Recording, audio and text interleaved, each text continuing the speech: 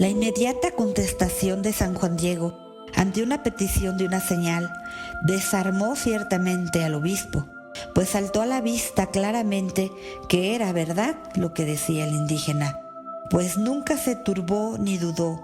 Al contrario, el indígena, con su acostumbrada ternura y podríamos decir candor e inocencia, le preguntó que cuál sería la señal que él quisiera.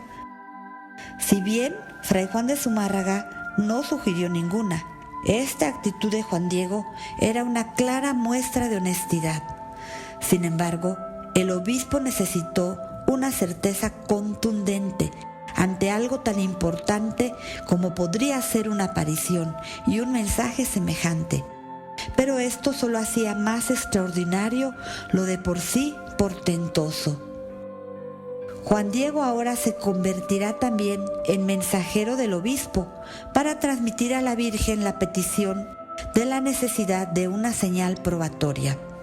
Así, al tiempo que San Juan Diego se ponía en marcha, el obispo mandó a algunos de los de su casa, en los que depositó toda su confianza, con instrucciones precisas para que vigilaran a Juan Diego y que sin perderlo de vista lo siguieran para saber a dónde se dirigía, a quién veía y con quién hablaba. Es interesante hacer notar que mientras la Virgen de Guadalupe depositó toda su confianza en el humilde y honesto Juan Diego, el obispo depositó toda su confianza en los prepotentes y mentirosos de los que estaban sirviendo en su casa.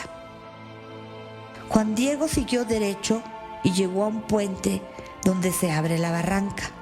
Ahí los sirvientes lo perdieron de vista y por más que lo buscaron, no lograron encontrarlo. El perderlo de vista no implicaba algo sobrenatural, simplemente podría haber sido consecuencia de su descuido.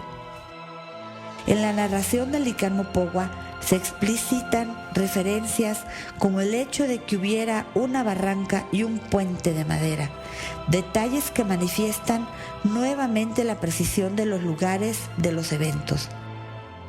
Todavía un siglo y medio después, en las ya mencionadas informaciones jurídicas de 1666, se conserva un testimonio de la anciana indígena Catalina Mónica, en donde testificó lo siguiente: tiene más de 100 años y según su aspecto y antigüedad que cuenta, los tiene muy largos, porque dice haber visto el río que llaman de Nuestra Señora de Guadalupe, donde está fundada su santa ermita, que no había puente de piedra como hoy, sino que había unas vigas de madera por donde pasaba la gente a la dicha ermita.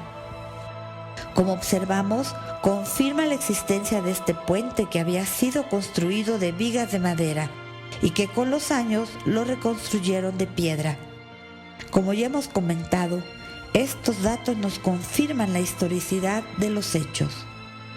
Las personas en las que el obispo tenía absoluta confianza para seguir a San Juan Diego estaban muy molestas por lo que había sucedido.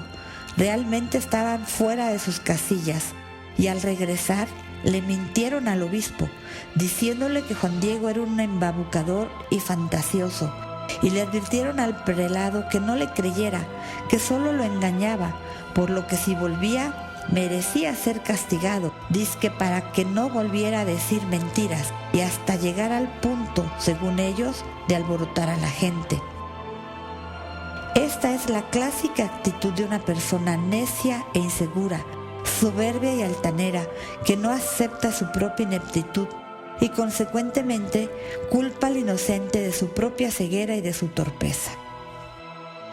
Existe un gran contraste entre el mensajero fiel de Santa María de Guadalupe, quien transmitía la verdad, y los mensajeros infieles del obispo, quienes comunicaban la mentira.